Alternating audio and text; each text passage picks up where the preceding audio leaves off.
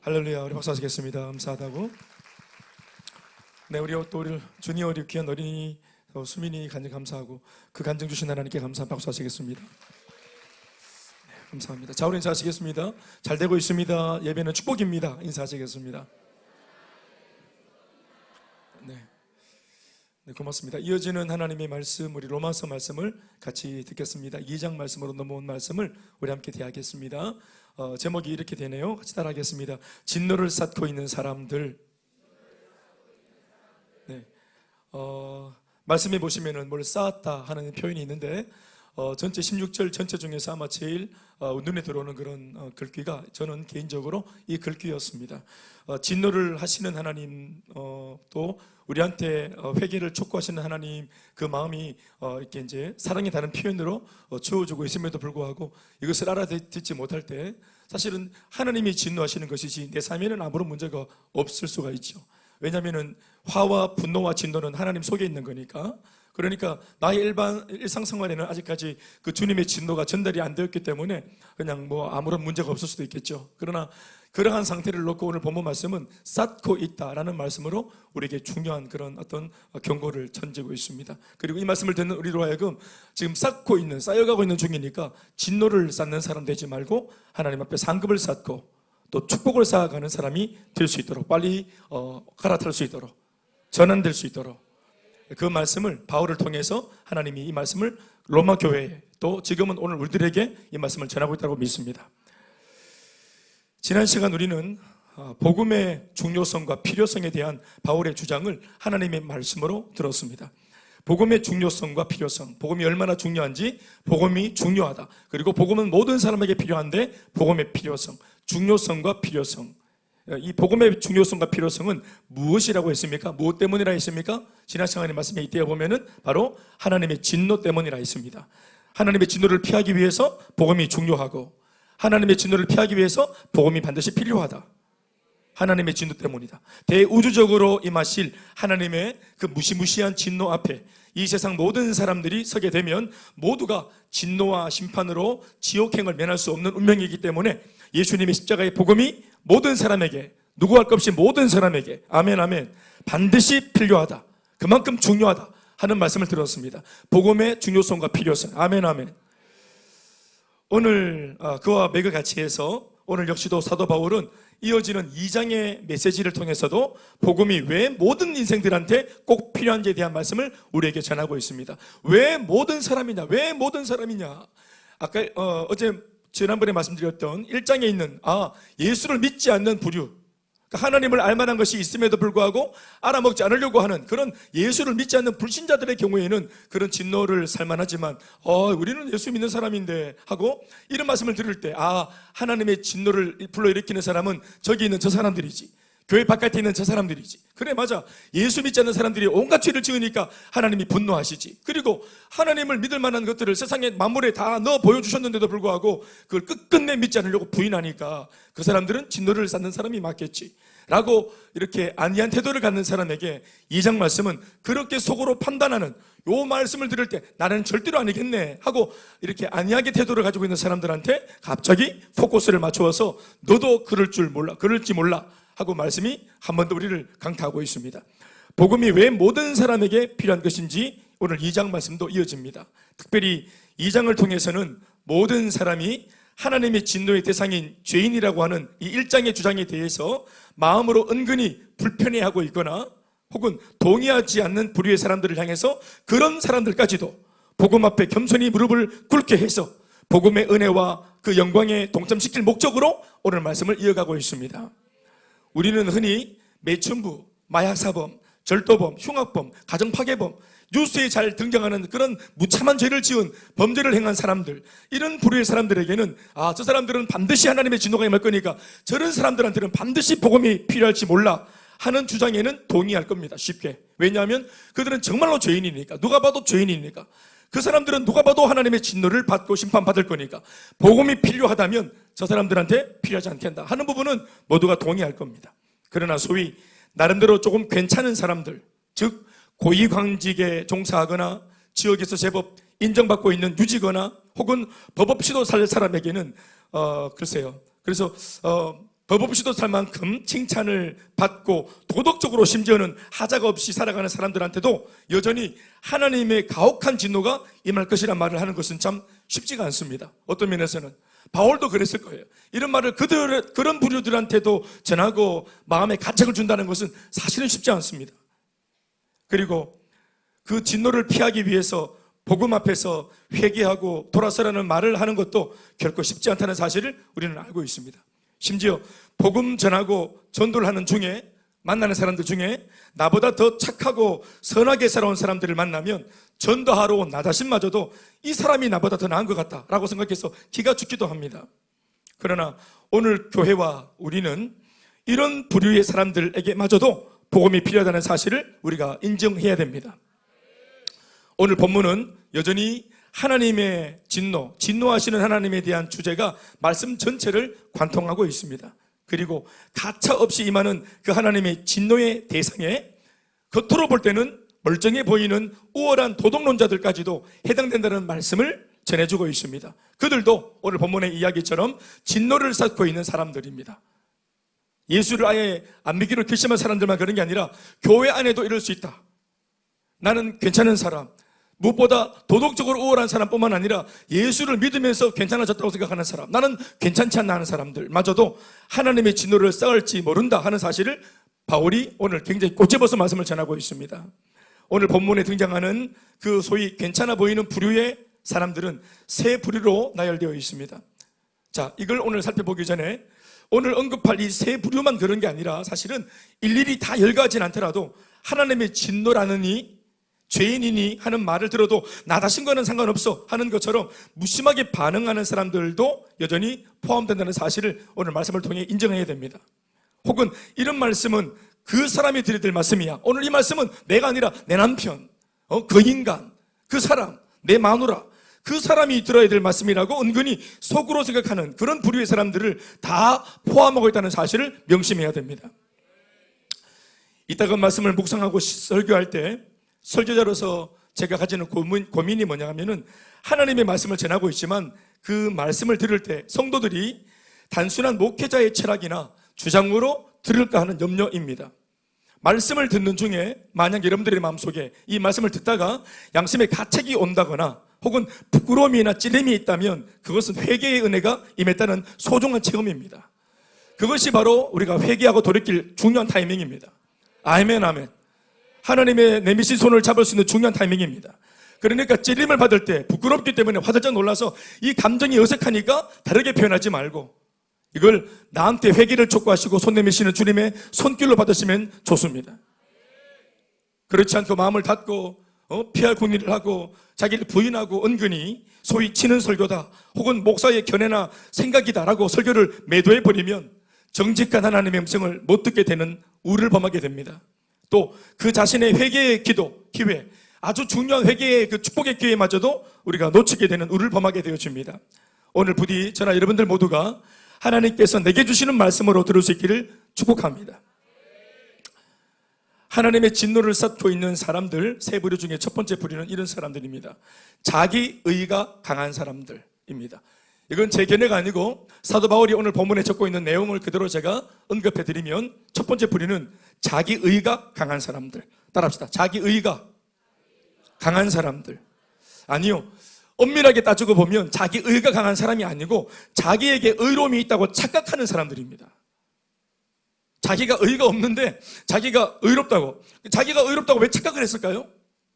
자신이 살아가는 삶 속에서 뭔가 의로워 보이는 행위들이 있었던 겁니다. 그걸 자기가 알고 있거나 다른 사람으로부터 칭찬과 인정을 받은 경험이 있는 사람들이에요.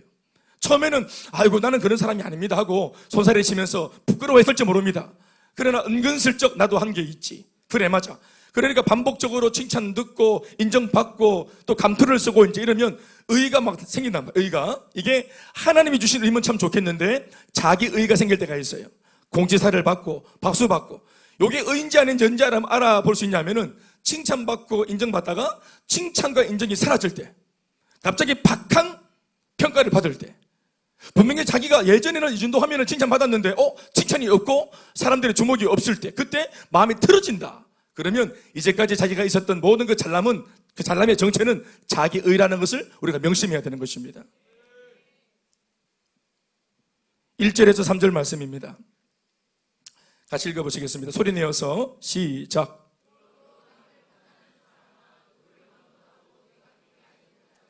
남을 판단하는 것으로 네가 판단하는 내가 같은 일을 행함이니라. 이런 일을 행하는 자에게 3절 같은 일을 행하는 사람아, 네가 하나님의 심판을 피할 줄로 생각하느냐? 네가 하나님의 심판을 피할 줄로 생각하느냐? 이 사람들, 이런 부류의 사람들도 똑같이 진노를 쌓고 있는 사람들입니다. 진노의 대상이라고 바울은 힘주어 말하고 있습니다. 아멘이십니까? 참 힘들죠. 자기의가 강한 사람들. 아까도 말했지만 바울이 이렇게 스승으로서 꼭 집어 말하니까 의가 강하다고 함부로 말할 수 있지, 의가 이미 강해져 있고 뭔가 폼이 좀 있는 사람들한테 당신의 의가 강한 사람이야, 당신 자기가 강한 사람이야 라고 말하기는 굉장히 어렵습니다. 왜냐하면 이미 삶이 이미 뭔가 선한 게 있고 삶이 뭔가 좀 달라요. 네, 누가 봐도 택도 아닌 삶을 사는 사람이 아니에요. 만만치 않습니다. 삶이, 삶에 허점이 없어요. 잘 사는 사람들이에요. 허튼 소리 안 합니다. 그러니까 이런 사람을 놓고, 의가 탁 있는, 의로 옷을 입고 있는 사람을 놓고 반듯하다 이렇게 표현하지, 누가 니는 자기가 강한 사람이야 라고 말할 수 있겠어요? 그렇게 말한다는 것은 싸움을 거는 거잖아요. 그러니까 이렇게 말할 수가 없어요. 그러니까 진짜 기도하고 영의 눈을 뜨고 영의 눈으로 실체를 보고 있는 바울만 이 말을 할 수 있는 거예요. 아멘, 아멘. 오늘 본문을 보시면 어떤 곳에도 자기의가 강한, 김 목사가 표현한 대로 자기의가 강한 사람이라는 그런 표현은 없어요. 1절부터 3절 읽어보셨지만 자기의가 강한 사람 표현 없어요. 그런 기록은 없어요. 그러나 1절에서 이미 자기의가 강한 사람을 가리키는 이름이 확연하게 드러나 있죠. 그게 뭐라고 표현되어 있습니까? 남을 판단하는 사람입니다. 자기의가 강한 사람을 뭡니까? 남을 판단하는 사람. 바울의 표현으로는 남을 판단하는 사람. 제가 묵상하고 제가 끄집어낸 단어는 자기의가 강한 사람이에요. 따라합시다. 남을 판단하는 사람. 여러분, 이것이 불신자가 아니에요. 다시 말하지만 이 편지를 받고 있는 수신자는 로마 교회 성도입니다. 20년째 핍박과 박해와 순교의 메카였던 예수 믿는 사람들을 잡아 족치는 로마, 칼을 뽑아 들고 있고 감옥에 사람들을 잡아가려고 하는, 눈이 막 벌게 가지고 있는 로마 군병들이 아주 그냥 질비해 있는 로마에서, 어디에서 교회를 세웠는지 모르겠지만 이 로마에 있는 교회를 세워놓고 예수를 20년째 믿고 있는 이런 베테랑 신앙의 사람들이에요. 그런데 이렇게 베테랑으로 예수를, 이렇게 핍박에도 불구하고 예수를 잘 믿고 있는 것처럼 보이는 이런 교회 성도들 중에 이런 부류의 성도들이 있었다는 사실을 바울이 적고 있는 것입니다. 바울이 지금 맡고 있는 냄새가 뭐냐면, 이 교회가 20년짜리 교회인데 뭔가 칭찬은 자자하고 사람들의 소문은 무성한데 바울이 영적인 눈으로 봤을 때는 뭔가 문제가 많아 보이는 교회인 거예요. 뭔가 썩어서 부패하는 냄새가 막 나는 거예요. 무엇보다 하나님이 기뻐하지 않는 교회로 조금 변질이 심해지고 있어요. 그래서 바울이 지적을 한다기보다는 이거를 막기 위해서 주님의 심정으로 말씀을 적고 있는 것입니다. 그런데 무엇이 교회를 썩게 만들고 있나? 뭐가 이렇게 20년 베테랑 교회를 무너지게 만들고 있나? 뭘까? 그게 뭘까? 숨어있는 그런 그 마귀의 틈이 뭘까? 봤더니 자기의가 강한 성도들이 그 구석에 있었습니다.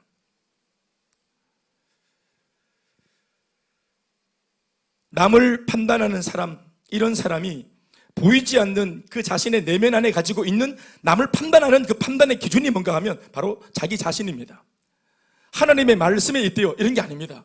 하나님의 말씀에 있대요. 우리가 만약 불의를 드러내자면 너와 내가 함께 말씀 앞에서 같이 회개하고 같이 돌이켜야죠. 아멘, 아멘. 너는 잘못되었어가 아니라 우리가 다 잘못되었으니까 함께 기도하자, 이런 대화가 나왔겠죠. 그런데 어떤 표현이었냐면은, 쟤는 왜 저 꼬라지냐? 얘는 왜 모양이고, 얘는 왜 이 모양이고, 쟤는 왜 저 모양이고, 저게 집사냐? 이쪽 손가락 죄송합니다. 저게 집사냐? 뭐 어디로 해야 되겠노? 저게 집사냐? 저게 목사냐? 저게 셀리더냐? 이러면서 남을 계속 판단하는 거 있죠. 그러니까 남을 판단하는 거죠. 그러니까 남을 판단하는 것 자체가 뭐냐면은 자기 속에 자기 기준이 있는 겁니다. 기준이 자기 속에 있는 거예요. 그게 뭐냐면 하나님의 말씀 앞에서 회개하면 모두가 다 죄인인데 왜 저 사람이 나보다 못한 죄인이냐라고 말하냐면은 기준이 4개 있기 때문에 그래요. 자기 자신이에요. 판단하는 기준이 자기 자신이에요. 항상. 이런 사람은 실제로 자신의 삶 안에 제법 의롭게 살아온 흔적과 내용이 있는 사람이라고 말씀을 드렸어요. 네, 실제로 반듯하게 살아요. 이런 사람 반듯하게 살아요. 또 타인으로부터 참 대단한 사람이라고 하는 칭찬과 인정도 받고 있는 사람일 가능성이 매우 높은 부류의 사람이에요. 불신자 중에도 이런 사람들이 많이 있죠. 특히나 요즘같이 고학력자들이 대부분인 현대사회 안에는 더할 겁니다. 이런 분들은 사람들의 눈에 쉽게 드러나는 그런 얄팍하고 수준 낮고 아주 무식한 죄를 저지르지 않습니다. 상식이 나름대로 있고 나름대로 예의도 있고 나름대로 경우도 발라요. 여성들에게 젠틀하고 집에 일찍 귀가하고 애들 잘 보는 그런 부류의 남자일지도 몰라요. 상냥하고 네, 콧소리 내면서 이렇게 깁하면서 말하는 그런 분일지도 몰라요. 자매들 중에는 멀쩡하게 네, 보면은 공부도 많이 했고 똑똑해 보이고 그러니까 쉽게 말하는 그냥 어설프게 그런 죄를 짓지 않아요. 그래서 눈에 잘 드러나지 않습니다.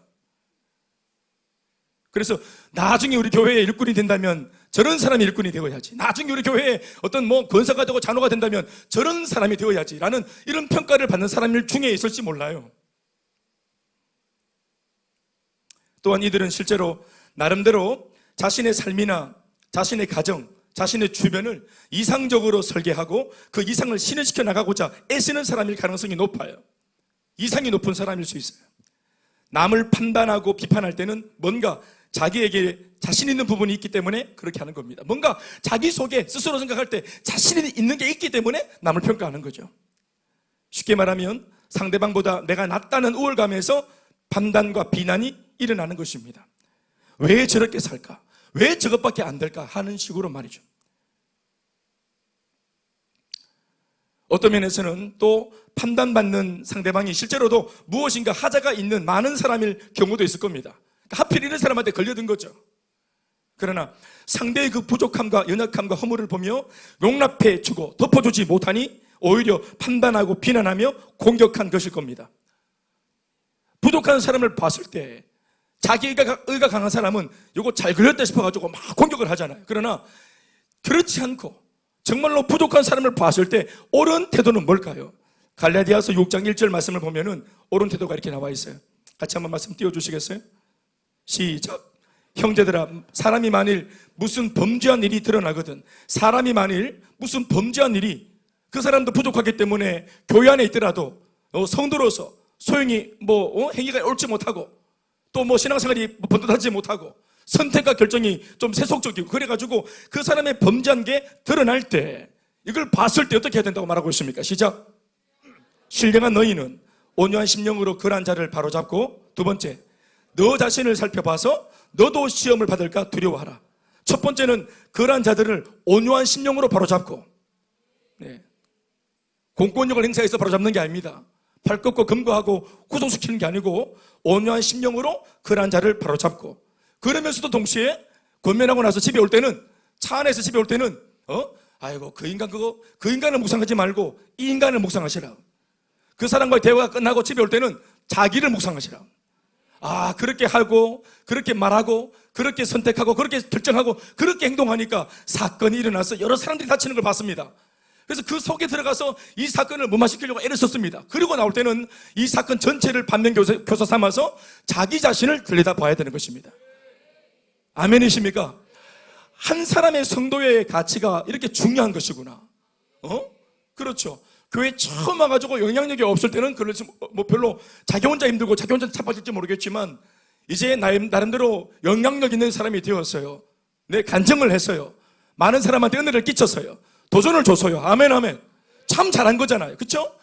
그런데 간증 이후의 삶이 무너지면 내가 도전 줬던 사람들, 나로 말미암아 도전을 받았던 사람들이 실망하고 마음을 다치게 된단 말입니다. 아멘이십니까? 그러니까 먼저 된 자는 계속 먼저 되어줘야 되는 것입니다. 도전을 먼저 하고 새로운 길을 열어주고 아무도 안 갔던 길을 걸어가서 발자국을 만들어주고 길을 만들어주고, 아멘 아멘. 그래서 자기를 닮은 다른 일꾼들을 같이 세워나가는 그 일에 마중물처럼 쓰임받는 사람이 되어야 하는 것입니다. 신앙생활은 은퇴가 없습니다. 사랑하는 여러분, 아멘이십니까? 신앙의 성장은 멈춤이 없습니다. 성장했다면 더 성장을 하셔야 돼요. 변화되었다면 더 변화되어야 합니다. 아멘이시죠? 갈라디아서 6장 1절 말씀에 보십시오. 두 가지. 범죄한 성도를 보고 그 사람의 범죄가 드러났을 때 신령한 너희는, 자기 의가 강한 사람은 바로 공격합니다. 바로 공격해요. 짓밟고, 그리고 자신의 우월함을 한 번 더 확인하고, 이런 식으로 접근하는데, 그래서 자기가 잘남이 드러났을지 모르겠지만 이 사람의 잘남이 드러났을 때 도전받는 사람은 아무도 없습니다. 여러분, 간증은 왜 잘난 자기 잘난 것을 드러내는 것처럼 보이는데 사람들이 도전받습니까? 주어가 하나님이기 때문입니다. 간증은 주어가 하나님이시죠. 그러나 자기 의는 자기가 주어입니다. 그래서 잘되었다는 결과물이 나와도 하나님을 통해 잘되었다 하면 도전받지만, 내가 잘났다 하면 모두가 다 상처를 받아요. 주눅이 들죠. 사랑하는 여러분, 내가 입을 열어 말을 했을 때 사람들이 도전을 받습니까? 주눅이 듭니까? 도전하는 사람 되십시오. 자기를 드러내는 사람 말고 자기 속에 역사하신 주님을 드러내는 사람 되십시오. 아멘, 아멘. 그래서 제가 셀 리더들한테 가르치지 말라고 한 겁니다. 셀 가족들끼리 가르치는 게 아닙니다. 자기 기준으로, 내 때는 안 그랬다고, 내가 옛날에 시어머니한테는 안 그랬다고. 예. 그래서 김집사 어머니한테 그러면 안 돼, 이런 거 하면 안 됩니다. 아시겠어요? 그 김집사 그러면 안 된다 할 때 이 옆에 언니가 가르치면은, 예? 아멘, 언니, 할렐루야 이렇게 안 합니다. 예? 아시겠어요? 마음으로 니나 잘해라 해야지. 아시겠습니까? 그래서 하나님의 말씀이 가르치게 해야 되는 것입니다. 아멘, 아멘. 더불어 어떤 면에서는 설교도 말입니다. 프리칭과 티칭이 따로 구별되어 있죠. 예수님 사역 보시면은 가르치고 전파하고 치유하고 예수님의 사역을 구분해 놓습니다. 그러니까 프리칭, 불특정 다수에게 하나님의 말씀을 선포하는 시간이 설교하는 시간입니다. 설교하는 시간은 가르치는 시간이 아니에요. 가르치는 시간은 양육과 훈련으로 따로 구별되어져서 티칭을 하는 겁니다. 그러니까 설교 시간에 목사님들이 설교를 빙자해서 가르치려고 드니까 이 말씀이 은혜롭지 못한 겁니다. 하나님이 말씀하실 수 있도록. 아멘, 아멘. 그래서 가급적이면 말씀 그대로를 풀고, 말씀이 성도들을 결과론적으로 가르치면 가르치는 것이고, 교훈과 책망과 바르게 하고 의롭게 잡아주는 하나님의 말씀이 선포되면 말씀이 여러분들을 다루는 것입니다. 사실 가르치고 싶은 유혹이 있어요. 목회자 입장에서. 말씀이 어차피 공개되었으니까 요 말씀에 조금 더 제 마음을 가미시켜가지고 막 딱 꽂아박아 말하고 싶은 게 있어요. 유혹이 있어요. 근데 그것을 해버리면 다칩니다. 복음 자체가 성도들을 프리칭, 지금은 설교하는 시간이고 말씀이 선포되는 시간입니다. 공이 선포되는 말씀 속에 여러분 개인적으로 각자가 하나님을 찾으십시오. 각자가 주님을 말씀 속에서 만나십시오. 아멘, 아멘. 여러분도, 저도 마찬가지지만 가르치고 싶은 그런 유혹이 있잖아요. 옳은 말 하고 싶고 바른 말 하고 싶고 내가 막 눈으로 적고는 못 본다 싶어 하고 싶은 말, 이게 말의 유혹이라는 거죠. 말의 유혹이라. 그게 말을 하는 순간 기준이 주님이 아니고 내가 된다는 사실. 그래서 내 의가 나가면 사람이 다치는 것입니다. 아멘이십니까? 그래서 이 말씀처럼 온유한 심령으로 처음에는 바로 잡아주되, 그러나 중요한 것은 이것을 본 사람은 객관화시켜서 반드시 자기 자신을 투영해 볼 수 있어야 되는 것입니다. 아멘, 아멘. 타산지석 삼고, 그리고 반면교사로 삼을 수 있어야 되는 것이. 옆에 있는 사람을 보면서. 여러분, 다시 말합니다. 셀리더 가르치는 거 아닙니다. 함께 하는 것입니다. 이해해주고 함께 하는 것입니다. 셀 가족들끼리 함께 하는 것입니다. 절대로 가르치는 게 아닙니다. 아멘이십니까? 오늘 사도 바울은 제법 타인보다는 도덕적으로 반듯하게 살아온 자라도 여전히 하나님의 진노의 대상일 수밖에 없노라 단언하고 있습니다. 그 근거는 자기 의가 있어가지고 막 자신감 넘치는 사람들한테 왜 사도 바울이 너도 진노를 쌓고 있는 중이야 라고 말할 수 있냐 하면은 그 의가 아닙니다. 그런 의 정도가 안 돼요. 그러니까 사람이 가진 의는 옆집 사람보다 나은 의죠. 내 남편의 자신감은 옆집 남편보다 내가 낫지 하는 자신감이죠. 그 기준이 아닙니다. 바울이 왜 이런 사람 전체를 토탈해서 다 죄인이라고 말할 수 있냐면은 주님이 원하시는 의는 자기 의가 아니라 하나님이 원하시는 하나님의 의이기 때문에 그렇습니다. 하나님의 의가 뭡니까, 여러분? 하나님이 원하시는 의는 하나님의 아들, 하나님의 자녀가 될 수 있는 정도의 그런 자격의 의입니다. 아멘, 아멘. 다시 말해, 예수님과 같은 의가 있어야 하는 것입니다. 하나님의 자녀, 하나님의 아들, 독생자 예수님과 같은 의. 이 의가 있어야 하나님의 인정을 받을 수 있어요. 자기 자신이 조금 착하게 살아서 가진 의 정도가 아닙니다. 내가 조금 착하게 말하고 착하게 살고 나쁜 짓 안 하고 못된 짓 안 하고 말 잘 듣고 뭐 이렇게 산 정도의 의가 하나님을 만족할 수 없습니다. 이런 사람들도 의가 있어도 착함이 있어도 선함이 있어도 여전히 진노의 대상이라는 것을 바울이 말하고 있는 거예요. 우리가 인간적으로 이 말씀을 읽으면 잘 이해가 안 됩니다. 착한 사람이 왜 진노의 대상이냐? 그 착함의 기준이 다르기 때문이에요. 그리고 사람의 착함이라고 선함이라고 하는 것이 얼마나 볼품없는 약한 선인지를 바울이 언급을 합니다. 들어보시기 바랍니다. 자, 보십시오. 하나님이 원하시는 의인은 옆집 아저씨보다 착하고 김지사보다 착하고 최주사보다 예수 잘 믿고 그런 정도가 아니에요. 하나님 아들이 되는 자격의 의입니다. 예수의 의입니다. 그러나 그 예수의 의의 기준, 가치의 의는, 그런 정도의 가치의 의는 우리 인간에게 없어요. 우리에게 없습니다. 아예 없습니다. 그래서 예수님을 우리가 믿을 때 우리 믿음을 보시고 의롭다고 칭해 주시는 은혜가 있는 것입니다. 내 의가 있어서 의롭다고 여김 받는 게 아니고요. 내가 그냥 예수를 죄인 가운데 불의 가운데 예수를 믿을 때 의로우신 예수님은 의로우신 분은 주님밖에 없는데 의로우신 예수님을 내가 믿고 의지할 때 예수님이 당신의 보혈로 나를 옷 입혀 주시는 거예요. 내 모든 불의를 그 보혈로 감추어 주시는 거예요. 그래서 이 보혈로 예수의 희생으로 십자가의 사랑으로 우리의 천박한 삶을 감추어 주시면서 하나님이 거룩한 착각을 일으키셔서 네가 내 아들 예수와 같다고 여겨주시는 겁니다. 아들 예수와 동등하게 여겨주시는 거예요. 아멘이십니까? 이거를 이신칭이라고 하는 겁니다. 아멘이십니까? 그래서 우리 여기 우리 정재호 형제가 있어요.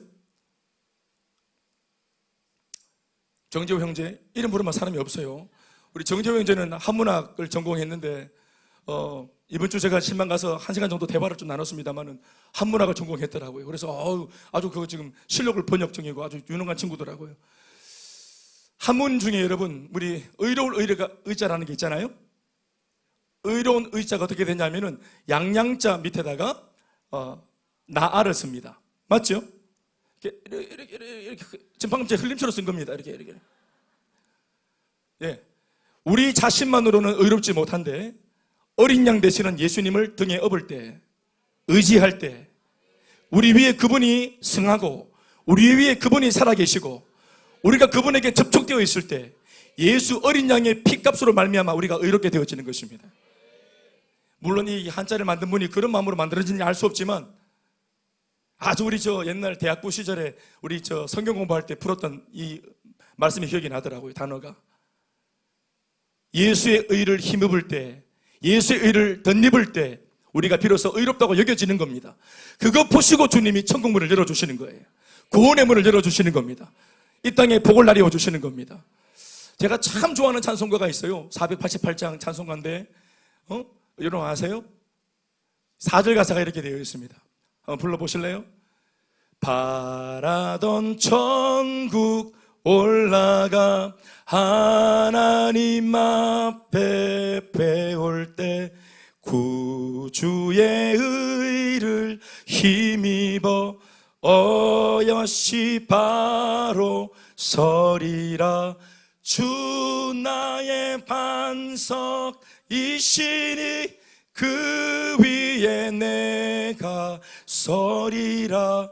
그 위에 내가 서리라. 구주의 의를 힘입어 구주의 의를 덧입어 어여시 바로 서리라. 아멘이십니까? 하나님께서 요구하시는 의는 우리 옆집 사람보다 우월한 의가 아닙니다. 나 외에 또 다른 사람의 의보다 나은 정도의 의가 아닙니다. 죄가 전혀 없으신 하나님 앞에서의 의입니다. 그러니 그 하나님의 의 앞에 서서 의롭다, 나는 자신 있다 할 사람은 아무도 없는 거예요. 그 자체가 벌써 불완전한 것이에요. 있다면 불완전한 것입니다. 그리고 이런 기준으로 볼 때 사람이 말하는 의, 자신감, 이것은 정말 약한 것이에요. 종이 같은 것입니다. 상황과 환경 따라 변화무쌍한 것이요 가짜임이 분명합니다. 인간의 의라는 것은, 이것은 제 논리가 아니라 이미 하나님이 말씀을 통해 인간이 혹이라도 자랑질할까 봐 말씀을 적어 놓으셨어요. 우리는 예수님 때문에 의롭다 하심을 얻은 빚진 사람입니다. 아멘, 아멘. 그러니 언제나 예수님 곁에 반드시 꼭 붙들려 있어야 됩니다. 그분에게 붙어 있어야 됩니다. 우리 위에 어린 양 되신 주님이 계셔야 됩니다. 분리되어질 때, 나 혼자 동떨어져 있을 때 그냥 나 혼자가 아니라 죄인이 되는 것입니다. 불의한 자가 되는 것입니다. 그러니 의로우신 예수님을 덧입어, 아멘, 아멘, 어여시 앞에 서리라. 예수 공로 힘입어 어여시 앞에 서리라. 믿습니까?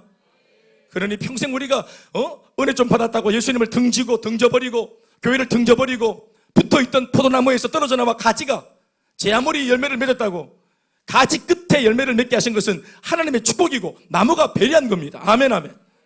가지 끝에 가지가 한 게 뭐가 있어요? 사실 뿌리가 다 있죠. 나무 원줄기가 다 있죠. 농부가 다 있죠. 아멘이십니까? 열매를 달고 있는 가지는 그냥 원줄기에 붙어 있었던 것밖에 없어요. 그게 우리입니다. 예수께 붙어 있으면 이 땅에 살아갈 생전에 응답과 축복은 우리 삶에 다 열어주시는 겁니다. 잘 붙어 있을 때, 단단히 붙어 있을 때, 네 영혼이 잘됨 같이 범사가 잘되고 영혼이 잘됨 같이 강건한 복이 임한다 있습니다. 영혼이 잘됨 같이가 뭡니까? 예수님과 내가 잘 붙어 있는 정도를 말하는 것입니다. 붙어 있는 정도에 따라서 범사의 복이 따라가고 강건의 복이 따라가는 것입니다. 영혼이 잘됨 같이 기준이 바로 신앙입니다. 아멘, 아멘. 이 땅에서의 삶이 잘 되는 것의 기준이 바로 영혼이 잘 되는 것에 있는 것입니다. 주님과 나와의 관계에 있는 것입니다. 바보가 아니라면 범사가 잘 되게 하기 위해서 어디에 힘써야 되겠습니까? 영혼이 잘 되는 일에 힘써야 되는 것입니다. 영육 간의 강건함을 얻기 위해 어디에 힘써야 되겠습니까? 에어로빅도 하고 밥도 잘 잡수시고 식이요법도 하고 살도 빼고 또 살도 찌고 하시더라도 내 영육 간의 강건함의 복의 근원이 어디에 있습니까? 영혼이 잘 되는 것에 있습니다. 아멘, 아멘. 그 사람이 말하는 의, 내가 좋은 뭔가를 이루었다 그래서, 성취했다 그래서 자신감을 가지고 하나님을 밀어내고 내가 주인 되어지는 이런 바보 같은 삶을 산다면 이내 곧 피었던 꽃이 떨어지고 시들어질 것입니다. 예레미야 17장 9절에서 10절 말씀이 이렇게 적고 있습니다. 같이 시작. 만물보다 거짓되고 심히 부패한 것은 마음이라. 사람의 마음이 이 세상 어떤 것보다 가장 부패한 게 사람의 마음이라고 성경은 대선언을 합니다. 나는 양심난데요. 나는 착하게 살아왔는데, 난 마음을 다스리며 살아왔는데요. 그런데 그 사람 앞에서 성경이 엑스레이를 쫙 찍어보면서 하는 말이 암입니다. 지독한 암이군요. 나는 건강할 줄 알았는데, 나는 내 마음이 단단한 줄 알았는데 성경의 평가는 네 암이라는 것입니다. 만물보다 거짓되고 심히 부패한 것은 마음이라. 누가 능히 이를 알리오마는 나 여호와는 심장을 살피며 폐부를 시험하고 각각 그의 행위와 그의 행실대로 보응하나니. 아멘 합시다. 사람들은 뒤에 있는 행위와 행실만 보죠. 그러나 하나님의 눈은 그 행위와 행실 근거, 그 옆 뒤에 있는 근거, 심장과 폐부. 심장과 폐부가 무슨 말이냐면은 동기입니다. 동기. 이 사람이 행실과 행동을 하고 뭔가를 선택하고 결정했을 때 그 배후에 있는 처음의 동기, 그게 바로 심장과 폐부예요. 내 속에 숨어있는 아무도 못 보는 것을 하나님은 그것을 보시는 겁니다. 그러니까 겉으로 우리가 막 의로운 행위를 한다고 거기에 사람들처럼 하나님 속아 넘어가지 않습니다. 우리의 척하는 것이, 저나 여러분들의 체하는 것이 사람은 속일 수 있어도 하나님은 비켜갈 수가 없어요. 나 여호와는 10절 시작. 나 여호와는 심장을 살피며 폐부를 시험하고 각각 그의 행위와 그의 행실대로 보응한다. 아멘이십니까? 사람의 마음이 부패해서, 그래서 이 마음 속에서 벌써 악이 나와요. 벌써 우리 속에서 죄가 창출되어집니다. 겉으로는 나름대로 선함으로 포장했지만 아니에요. 아닙니다. 그러니까 보십시오. 증거가 뭡니까? 우리가 시기, 질투, 미움, 다툼 이런 것들은 쉽게 되는데 사랑, 용서, 오래 참음 이런 거 안 되는 게 아니라 없잖아요. 노멀시. 우리에게 없어. 우리는 그걸 가지고 있잖아요. 미움과 다툼을 애써서 하는 사람이 있습니까? 사랑은 힘써야 돼. 힘써도 잘 안 돼요. 용서도 노력하고 애써도 잘 안 돼요. 그러나 징계하고 복수하고 공격하고 미워하고 이것은 절로 됩니다. 절로 되죠. 아주머니들, 우리는 그런 분 안 계시겠지만 아주머니들 남편 출근하고 애 학교 학원 다 보내고 난 뒤에 그 아파트 주민들 소복하게 세대들 비슷한 또래 세대들 모여가지고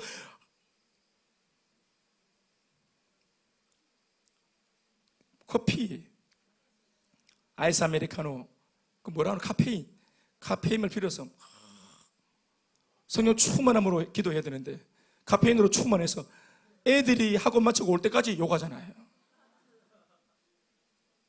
그 욕하는 대상은 누군지 말하지 않겠습니다. 열정이죠. 40일 욕한 골리앗 너무 그렇게 미워하지 마세요. 우리는 더 할 수 있잖아요. 우리는 40일만 했습니까? 또 잠언 21장 2절 말씀 보십시오.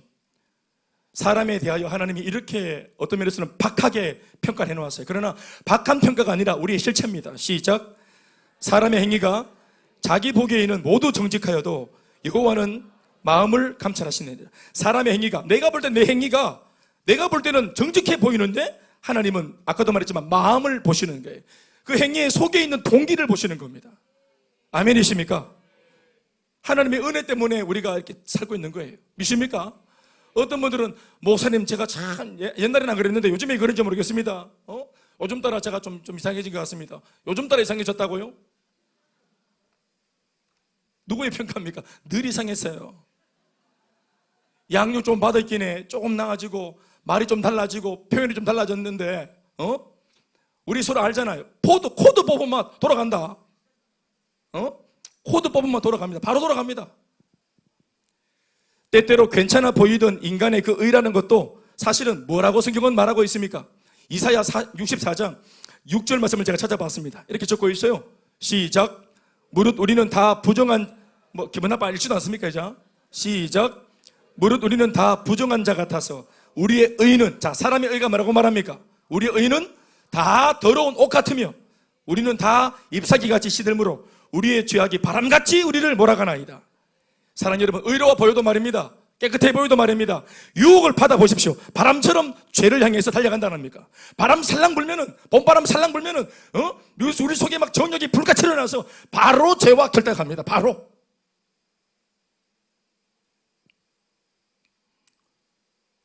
잠언 14장 12절 말씀.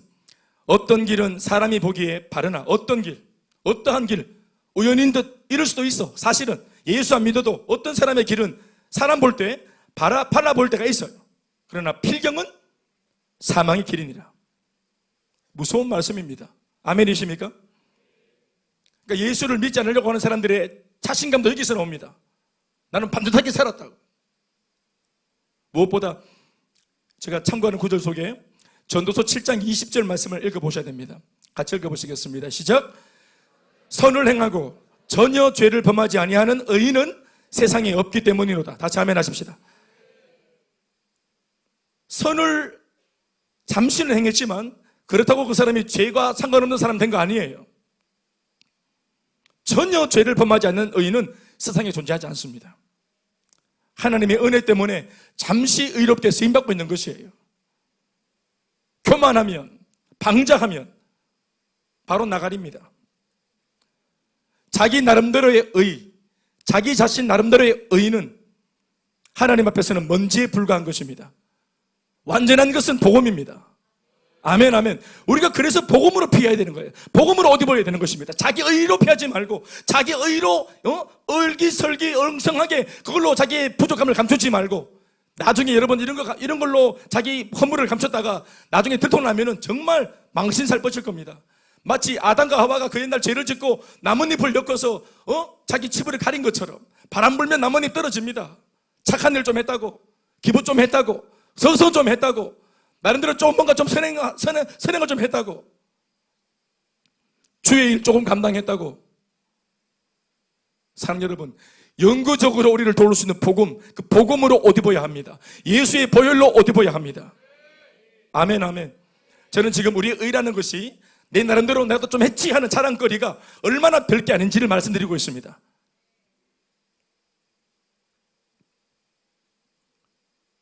두 번째로, 하나님의 진노를 쌓고 있는 사람들, 아마 전혀 자기들은 아니라고 우기겠지만 바울은 꼭 집어 그래도 고집스럽게 말하고 있습니다. 하나님의 진노를 쌓고 있는 사람들, 아직까지 쌓인 게 아직까지 그냥 끝나가지고 이게 표현이 안 되어서 진노 아니라고 생각하겠지만 진노가 쌓이고 있는 중이라는 사실을 알려주는 이 대목을 주목하십시오. 두 번째, 자신의 고집과 신앙이 아니라 신념으로 사는 사람들입니다. 교회 안에 있습니다. 자신의 고집과 신념으로 사는 사람들 그 자신은 신념이라고 말할지 모르겠지만 성경은 단호히 그것은 고집이라고 말합니다. 4절에서 5절 말씀 읽어보시겠습니다. 다 같이 시작. 혹 네가 시작.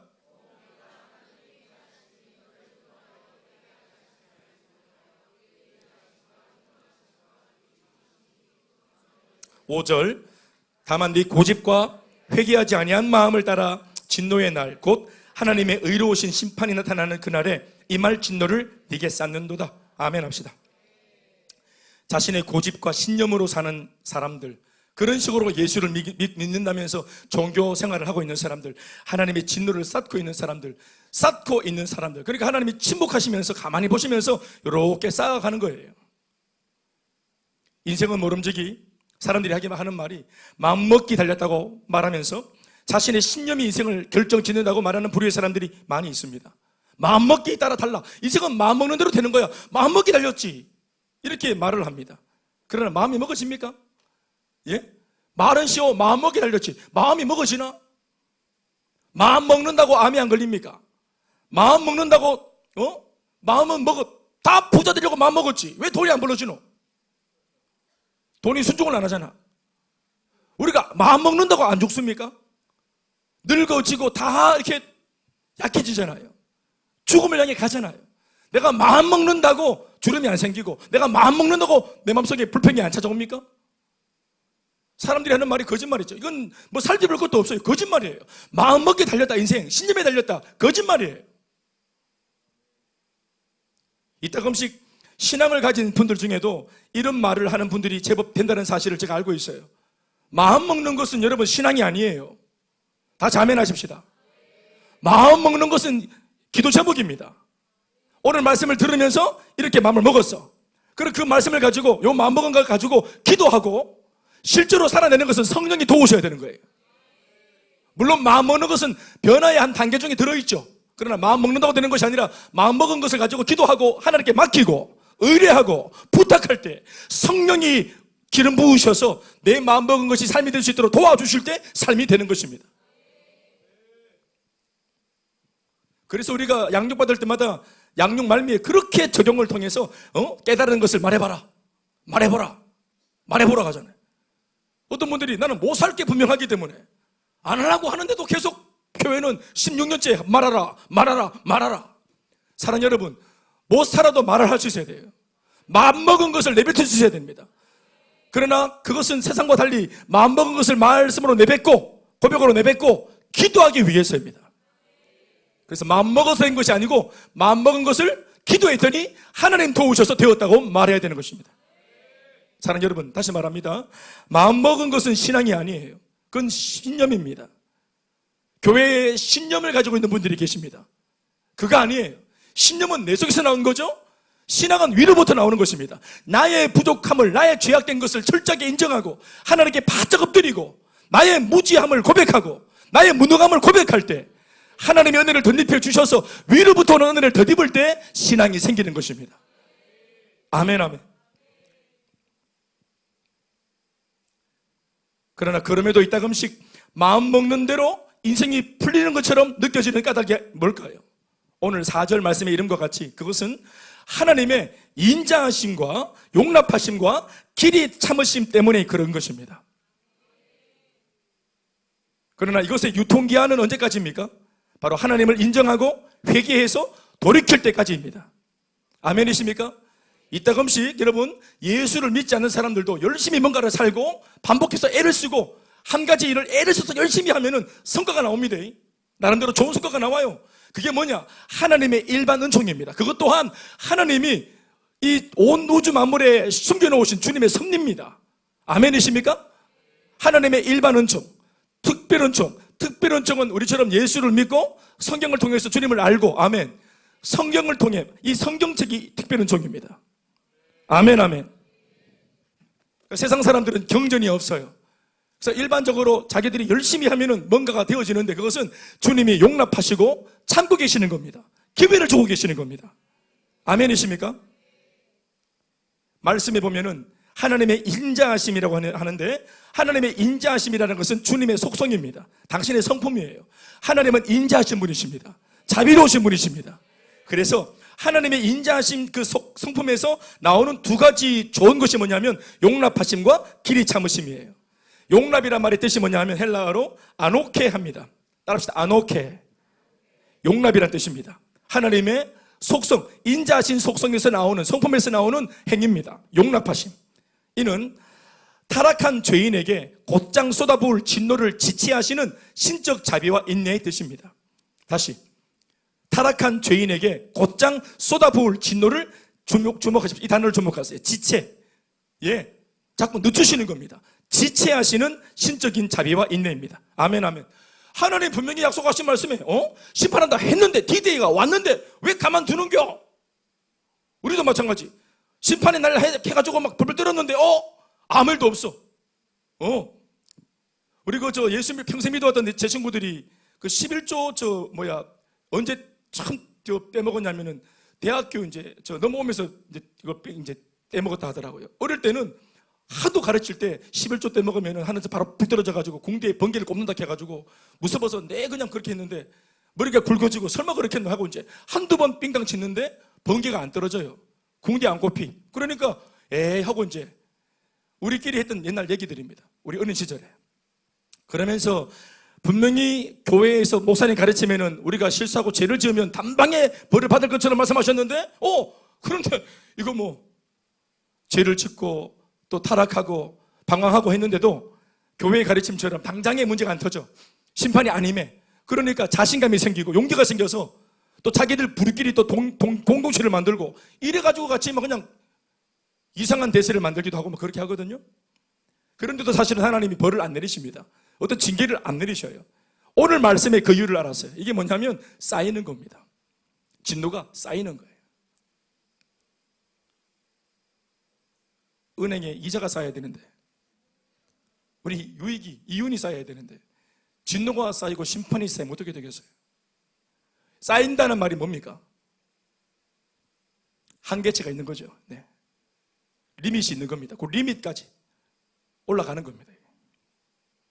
그러니까 이런 용납이 참 은혜죠. 하나님이 지체하시는 것이 은혜입니다. 하나님께서 분명히 어떻게 하겠다고 했는데 그렇게 안 하시고 지나가시는 거, 이게 은혜란 말입니다. 아멘이십니까? 우리도 그래요. 아이들한테 그날 반드시 이렇게 해야 되는데 요날 너를 한번 내가 확인해 볼 거야. 이날 내가 디데이야 하고 엄마 아버지가 아이들한테 막 그냥 윽박 지르면서 때로는 막 하도 말 안 들으니까 디데이를 정해놓고 딱 압박을 줄 때가 있죠. 근데 압박을 딱 주려고 했던 디데이가 돼도 엄마 아빠가 깜빡하고 막 삼겹살 이렇게 굽고 이렇게 넘어갑니다. 애들은 오늘 디데이인데 엄마 아빠가 깜빡했나? 깜빡 안 했습니다. 알면서도 넘어가는 겁니다. 알면서도. 그게 용납이란 말입니다. 용납. 일부러 의도적으로 지체하는 것입니다. 아멘이십니까? 또 인자신 그 좋은 성품에서 나오는 두 번째 인계가 뭐예요? 용납 말고 길이 참으신다. 아멘, 아멘. 죄인이 돌이켜 회개하도록, 죄인이 돌이켜 다시 돌아오도록 인내하시는 하나님이 주시는 기회입니다. 믿습니까? 5절 말씀을 보시면 읽어볼까요? 한 번 더. 5절. 다만 네 고집과 회개하지 아니하는 마음을 따라 읽어주세요. 시작. 다만 진노의 날 곧 하나님의 의로우신 심판이 나타나는 그날에 임할 진노를 네게 쌓는도다. 다시 아멘 합시다. 5절을 읽어본 바와 같이 고집이 곧 뭐라고 하고 있습니까? 본문은 회개하지 아니하는 마음입니다. 회개하지 않는 마음이 어디서 왔습니까? 고집입니다. 고집. 그러니까 회개하라고 말씀은 우리를 터치하는데 뭐가 회개로 못 가게 막습니까? 내 고집입니다. 내 고집이 지금 삶이 아무것도 행복하지 않고 반듯하지 않고 불만족이고 만족이 아무것도 없어. 하나님 없이 살아보니까 어려워. 그래서 말씀을 들었더니 말씀은 자꾸만 돌아오라고 하고 예배로 돌아오라고 하고 교회로 돌아오라고 하고 아멘 아멘. 다시 하나님 말씀에 붙들리라고 말하는데도 불구하고 말씀이 이끌고 용납하심과 오래 참으심과 길이 참으심이 나한테 은혜의 시간을 베풀어서 돌아올 때까지 참아주시는데도 불구하고 뭐가 나를 못 돌아가게 만들어요? 고집.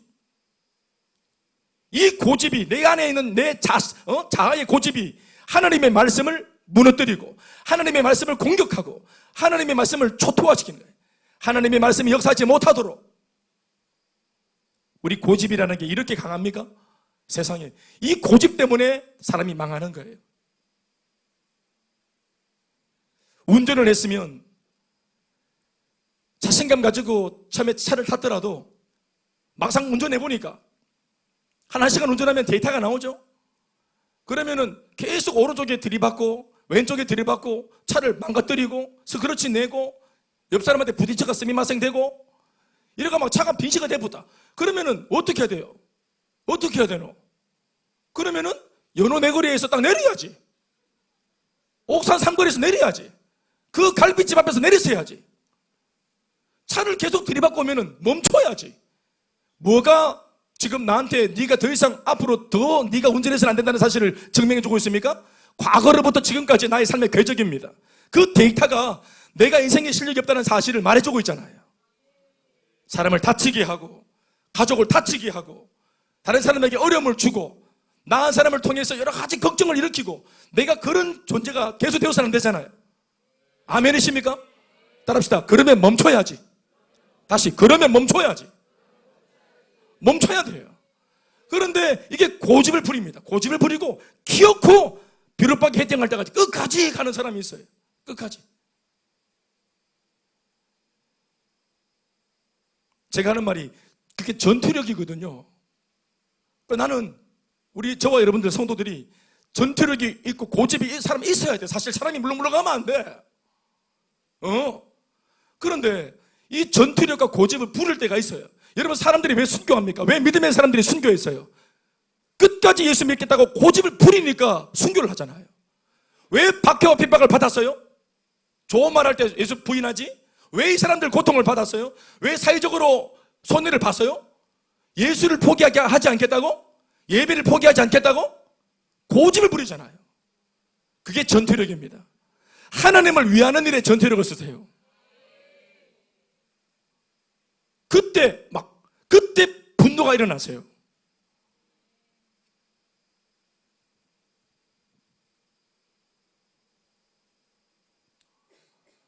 악한 원수 마귀가 내 새가족들을 잡아 삼키고 억지로 세워놨더니 또 잡아뜨리고 상황으로 우리 세워놓은 청년들을 또 악한 마귀가 잡아가고 무너뜨리고 말씀을 통해 밝아진 얼굴에 또 먹장구름이 들게 만들고 지난 한 주간 무슨 삶이 있었길래 또 저렇게 어두워져서 오고 자빠져서 오고 실패해서 왔는지 마귀가 해먹는 이러한 일들에 분노하세요. 거기에 전투력을 발휘하세요. 그게 속상하세요. 그런 것에 전투력을 발휘하고 그런 것에 고집을 우리가 피우고 마귀에게 농락당하지 않으려고 유혹하는 마귀 앞에서 우리가 고집을 죄짓지 않으려고 고집을 부리고 우리 안에 그 고집이 다 있거든요. 제가 알고 있어요. 전투력이 다 있더라고요. 그런데 그것을 어떻게 쓰냐면은 내가 기분 나쁠 때 써요. 니 내한테 뭐라 했어? 그때 올라와요. 너 눈 그거 희번덕 어디서 배운 눈?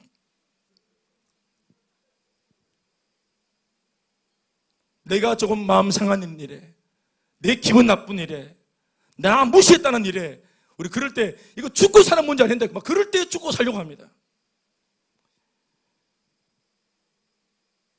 자기 아내와 싸우는 일에 자기 남편과 싸우는 일에 내가 배 아파 나온 내 자식과 싸우는 일에 나를 낳아 길러준 소중한 부모님과 싸우는 일에 그런 데다가 전투력을 발휘한 가장 약한 사람인 줄 알고 가장 약자인 줄 알고 부모가 자식을 사랑하잖아요. 사랑하면 약자거든요. 약자가 집니다 항상.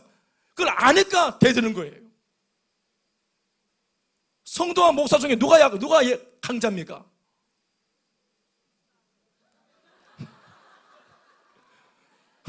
맞아요. 저 만만하지 않죠. 그러나 100점 100패예요. 목사가 성도를 이길 수 있을 것 같습니까? 못 이깁니다. 못 이겨요. 장로님 맞습니까? 안 맞습니까?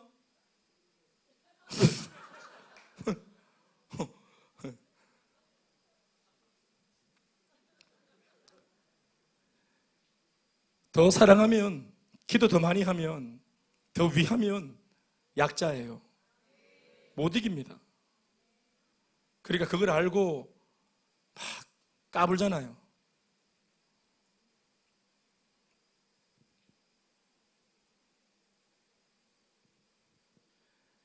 우리 자신이 하나님의 인자하심과 용납하심과 길이 참으심을 멸시하고 계속 고집을 부리고 회개하고 돌이키지 않는다면 그것은 하나님 앞에 진노를 쌓는 행위임을 기억하라고 바울이 경고하고 있습니다.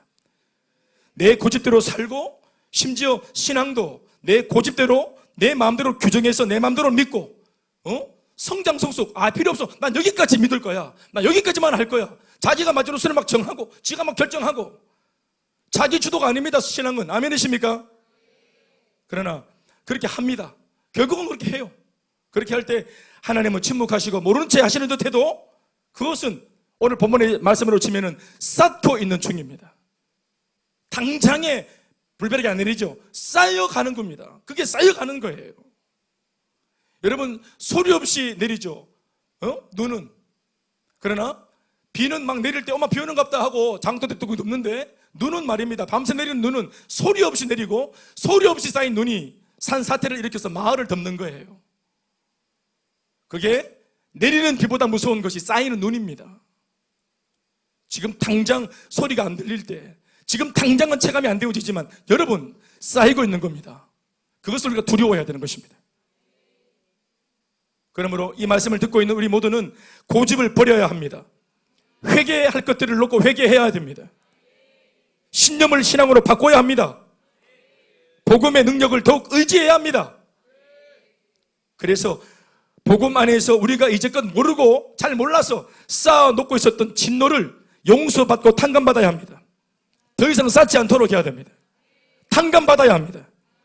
복음이 우리에게 자유함과 해방을 줍니다. 아멘이십니까? 고집과 나의 어떤 그런 신념이 자유를 주는 게 아니에요. 하나님의 은혜의 복음이, 예수님의 은혜의 복음이 우리에게 해방과 자유를 주는 것입니다. 아멘, 아멘.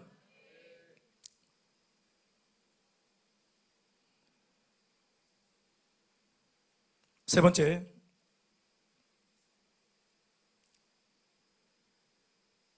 하나님 앞에 진노를 쌓고 있는 사람들 누구인가? 바로 양심의 가책을 무시하는 사람들입니다. 가책이 뭐냐 하면은 책임을 이제 얘기하는 거죠. 양심의 가책. 양심이 우리에게 책임을 느끼도록 뭔가 사인을 주고 시그널을 주는 겁니다. 양심으로부터 오는 가책, 시그널. 이 양심으로부터 오는 시그널을 무시하는 사람들이 바로 쌓아가는 사람들입니다. 사랑하는 여러분, 모든 인간에게, 예수를 믿으나 믿지 않으나 모든 인간들에게 주신, 마음속에 심어놓은 양심을 주신 분이 하나님이십니다.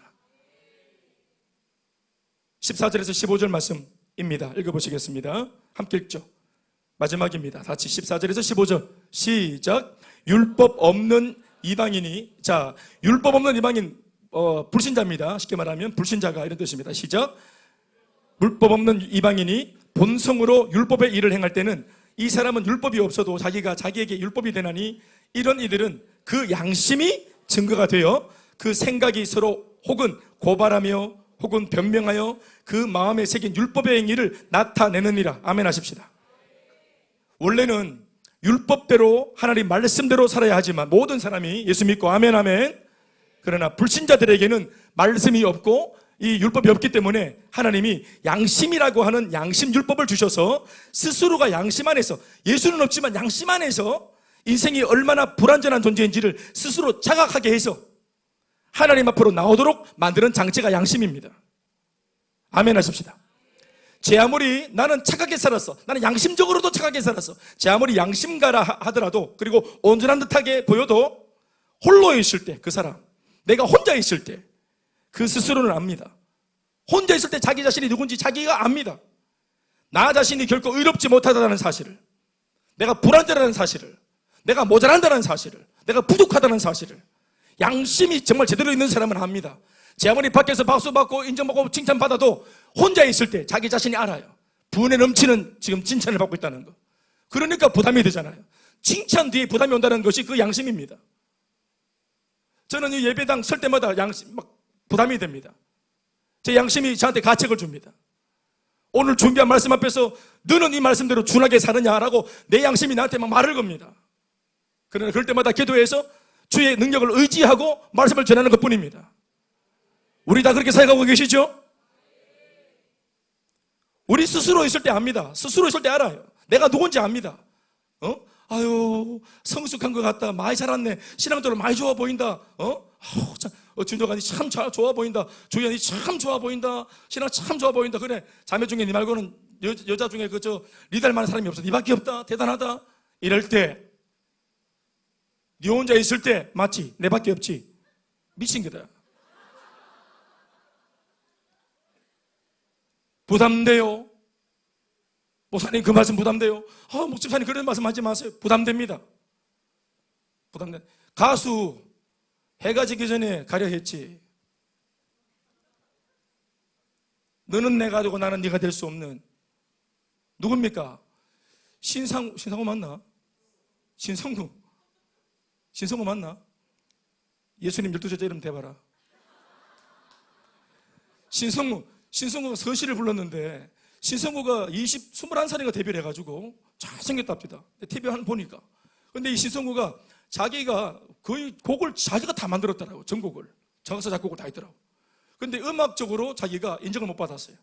쟤는 얼굴이 잘생겼으니까. 얼굴로 늘 저렇게 한다면서.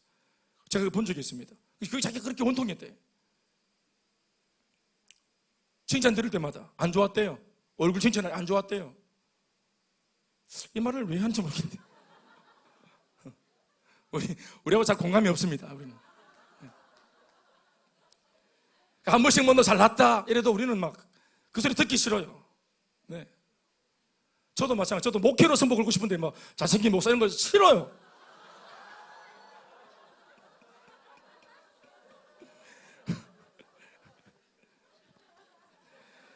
양심이 심한 가책이 오고 있습니다. 그건 제가 알아서 할게요. 제 아무리 양심가라 해도, 온전하게 살았다 왔다 해도 자기 스스로가 알고 있어요. 내가 부족하다는 거, 내가 죄인이라는 거. 그게 사람들이 해주는 평가가 내가 아니라는 사실을 양심을 통해 우리는 알고 있어요. 그거 하라고 양심을 주신 겁니다. 저희 동네 옛날 제가 동촌에 있을 때 좋은 일은 아니지만, 예를 들어서 우리가 늘 시계, 신발 다 자급자족했으니까 시내에서 놀러 온 아이들 우리가 잠시 빌렸죠. 그 당시 유행했던 게 미키마우스 시계가 참 유행했어요. 나 지금도 기억이 납니다. 미키마우스 이거 도날드 덕 이거 좀 이렇게 해가지고 잘 되어서 한 주에 한 3개가 들어왔어요. 근데 내 친구는 이게 숫기가 없어가지고 이 수발이를 죄송합니다. 못하는 겁니다. 이게 그러니까 불쌍하지. 우리 의리가 있죠. 우리가 그러니까 요한아 일로 와봐라. 요한아 너 하나 차라 하면서 내 2개 어제 때 내가 딱 이래 또 했다 하면서 이렇게 해가지고 하나를 다 손에 착 차뒀어. 어때요? 되게 의리 있는 친구지? 우연아? 안 그러나? 의리 있지? 그런데 이게 의리 있나? 이게 좀 도둑이다. 이게 양아치다. 이게 자기들끼리는 의리가 있어도 옆에서 보면은 도둑놈이다. 양아치 새끼. 아나니아와 삽비라 보세요. 부부. 네? 아나니아와 삽비라 사도행전 5장에 나오는 예배드리다가 한 달 한시에 돌아가신 집사님 부부 아닙니까? 예배 중에 헌금을 드리는데 삥땅 치잖아요. 건축헌금, 교회 땅 사는데 자기 땅 팔아가지고 딱 드렸는데 이거 막상 땅 팔아가지고 현물을 손에 쥐고 캐시 손에 쥐고 보니까 삼삼해지니까 거기서 얼마를 떼가지고 이렇게 안 드린 것보다 낫지. 나는 항상 이 말씀 읽을 때마다 왜 맥주로 헌금을 드리다가 빙땅제가 죽었노? 헌금 안 한 사람들은 살아남았는데 싶더라고요.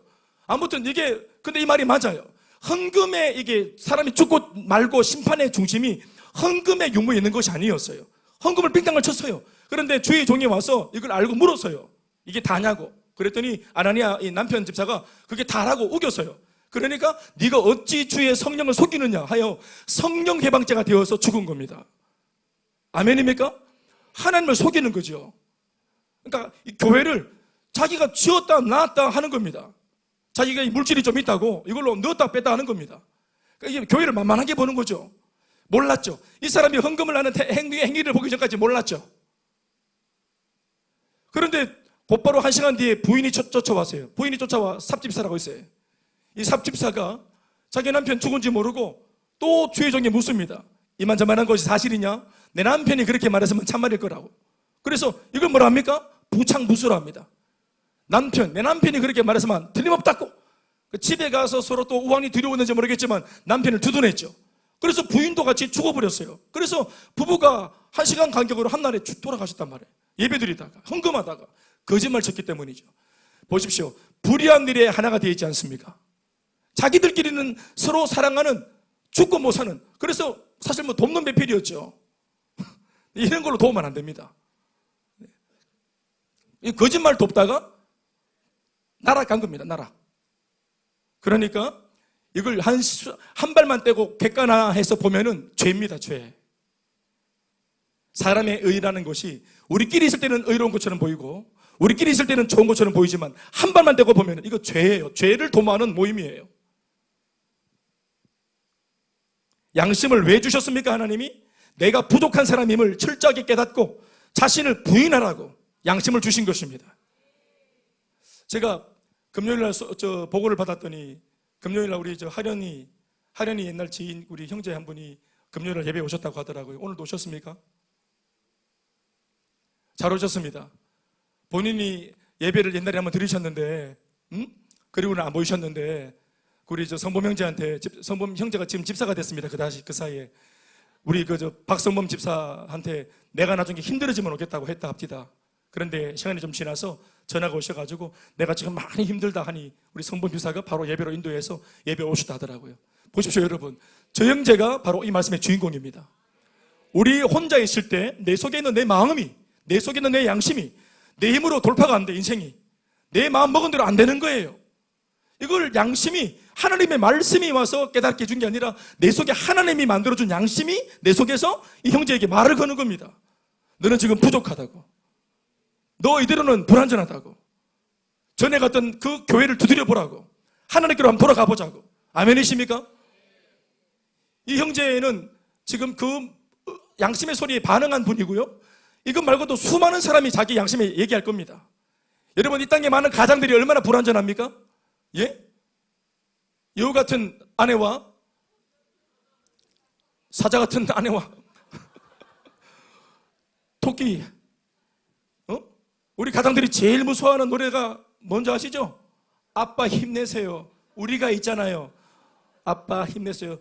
이게 원래는 이게 밤에 아빠 힘내세요. 우리가 있잖아요. 아빠 직장 그만두면 안 돼요. 딴 데 가면 안 돼. 몸에 스트레스대로 벌어서 우리 먹여야지.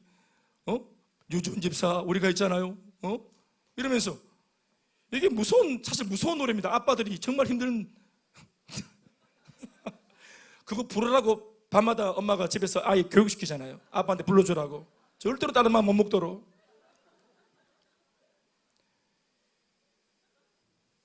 얼마나 마음이 부담됩니까? 우리가 알아요.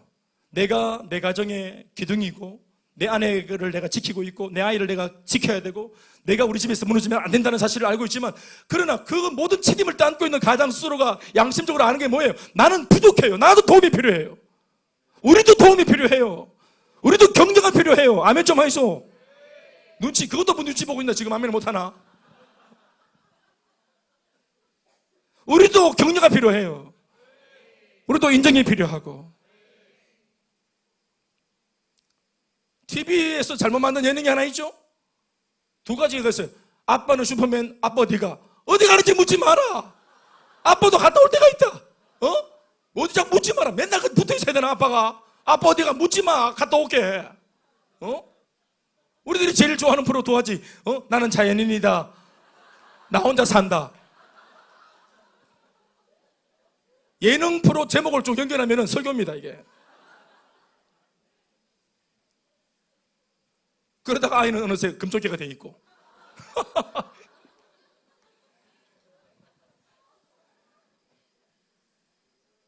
이렇게 양심의 소리를 들어도 꼼짝하지 않는 사람들, 양심이 계속 가책을 주고 하나님께로 돌아가라고, 교회로 돌아가라고, 은혜로 돌아가라고, 고집을 버리라고 그렇게 얘기를 하는데도 끝까지 고집 부릴 때 쌓이다 이렇게 되는 겁니다. 6절 말씀 읽어보시겠어요? 오늘 본문 6절과 16절 2절 읽어보십시다. 6절부터 시작. 하나님께서 각 사람에게 그 행한 대로 보응하시되 고집과 신념과 자기 의로 똘똘 뭉쳐 양심의 소리 거절하고 끝까지 진도를 뺀 사람, 결국은 그 행한 대로 보응하시되. 16절도 시작. 곧 나의 복음이 이른 바와 같이 하나님이 예수 그리스도로 말미암아 사람들의 은밀한 것을 심판하시는 그날이라. 사람들의 은밀한 것을 반드시 주님은 심판하신다. 아멘이십니까? 그러나 이런 우리들에게 하나님은 이런 말씀으로 또다시 살 길을 열어놓으셨습니다. 바울은 자신의 경험을 가지고 또 이렇게 다른 곳에 말씀을 적어놓은 곳이 있어요. 디모데전서 1장 14절에서 16절 말씀 다 같이 읽어보시겠습니다. 이 복음 같은 말씀을 시작. 우리 주의 은혜가, 다 같이 읽어보시겠습니다. 디모데전서 1장 14절부터 시작. 우리 주의 은혜가 그리스도 예수 안에 있는 믿음과 사랑과 함께 넘치도록 풍성하였도다. 미쁘다 모든 사람이 받을 만한 이 말이요, 그리스도 예수께서 죄인을 구원하시려고 세상에 임하셨다 하였도다. 죄인 중에 내가 괴순이라, 내가 두목이다, 내가 죄인 중에 제일 악질 반동 분자다. 내가, 예수님이 이 땅에 죄인을 구원하러 오셨다. 심판이 아니라 구원하러 오셨대. 죄인을 찾으러 오셨대. 나는 죄인 중에 괴수인데 마침 잘 됐다는 거예요. 아멘이십니까? 내가 죄인 중에 괴수 중에 괴수인데 예수님은 나를 응징하러 온 것이 아니라 나 같은 죄인을 찾으러 오셨다고 하니까 기꺼이 내가 죄인 중에 괴수라는 사실을 고발할 수 있죠. 아멘이십니까? 왜요? 그러나 시작. 내가 긍휼을 입은 까닭은 16절 예수 그리스도께서 내게 먼저 죄인 중에 괴수인 나한테 먼저 주님이 일체 오래 참으심을 보이사 후에 왜 이렇게 합니까? 주를 믿어 영생 얻는 모든 자들, 이 시간 예수 믿고 있는 여러분, 저와 여러분 모두 아멘 아멘. 우리를 위해서 우리에게 본이 되려고 예수님이 바울을 먼저, 죄인 중에 괴수인 바울을 먼저 용서해 주신 겁니다. 오늘 적은 이 말씀이 여러분 세 가지가 바로 바울의 자기 경험이에요. 예수 믿기 전에 자기가 강했던 사람이에요. 바울이 알아요. 그래서 척구만 합니다. 지금 과거에 자기같이 종교 노름하고 있는 사람들을 딱 보면 알아요. 이걸 모르는 사람들은 행위만 보고 박수 칭찬했지만 바울은 속지 않습니다. 왜요? 자기가 거기 출신이기 때문입니다. 자기가 이전에 자기의 일로 추만했던 사람이요, 항상 남을 비판했던 사람이잖아요. 과거에 자기가 자기 고집으로 똘똘 뭉쳐 있었고 신념으로 가득했던 사람이에요.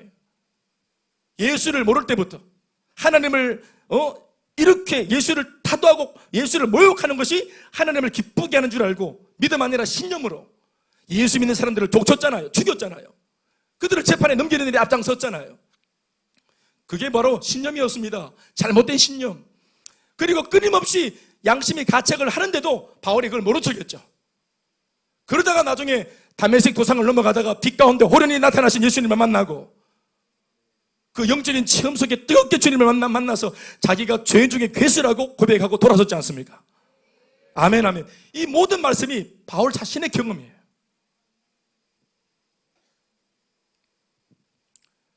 말씀 맺겠습니다. 오늘 말씀 우리한테 주시는 교훈이 뭡니까? 결국은 네가 죄인임을 인정하라는 것입니다. 그리고 예수님의 십자가의 복음 앞으로 항복하고 투항하라고 바울은 이 말씀으로 촉구하고 있습니다.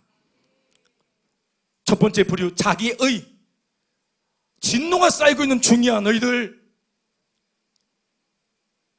겸손할 줄 알아야 돼요. 자기 의가 아니라 언제나 좋은 일을 하고서도 내가 했지 하지 말고 주님의 의로우심에 우리를 던져야 돼. 주의 보혈의 옷을 입어야 돼. 주님이 아니고서는 아무것도 할 수 없다고 말할 수 있어야 돼. 또 고집과 신념을 고쳐먹고 돌아서라고 주님 말씀하고 계시고, 마지막 양심의 가책의 소리를 무시하지 말라고 주님은 말씀하십니다. 만약 그렇지 않을 때 이 모든 사람들은 하나님의 진노를 쌓아가는 무지한 인생이 된다는 사실에 대해서 말씀이 우리에게 오늘 경종을 울립니다. 바로 이런 자들이 당시 실제로 로마 교회 성도 중에 있었다는 사실을 우리는 기억해야 됩니다. 불신자가 아니에요. 교회 속에 성도 중에, 집사 중에 있었어요. 그런데도 이 교회에 더 끔찍한 것은 이웃 교회들로부터 제법 괜찮은 교회라고 칭찬을, 인정을 받고 있었다는 사실입니다. 무서운 일이죠. 무서운 일입니다. 바울은 바로 이 냄새나는 부분을 도려낼 목적으로 이 말씀을 그들에게, 비록 들었을 때는 막 찔리지만 이 말씀을 그들에게 정직한 주의 마음으로 전하고 있는 것입니다. 아멘이십니까? 여러분, 그들만 오늘 수신자가 되어 이 편지를 듣습니까? 아니요. 오늘 이 설교를 통해 우리 모두가 다 이 말씀을 받고 이 편지를 듣습니다. 우리가 이 말씀의 수신자입니다. 우리가 청자입니다. 우리를 대상으로, 우리 교회를 대상으로 우리에게 오늘 말씀하고 계십니다. 결국은 이 쌓여가는 진노를 다 흩어내고 탕감받고 응답을 쌓아가야죠. 축복을 쌓아가야죠. 간증을 쌓아가야죠. 그럴 수 있도록 이 말씀 붙들고 같이 기도하는 또 깨끗해지는 저와 여러분들 되시길 주의 이름으로 축복합니다. 박수하시겠습니다.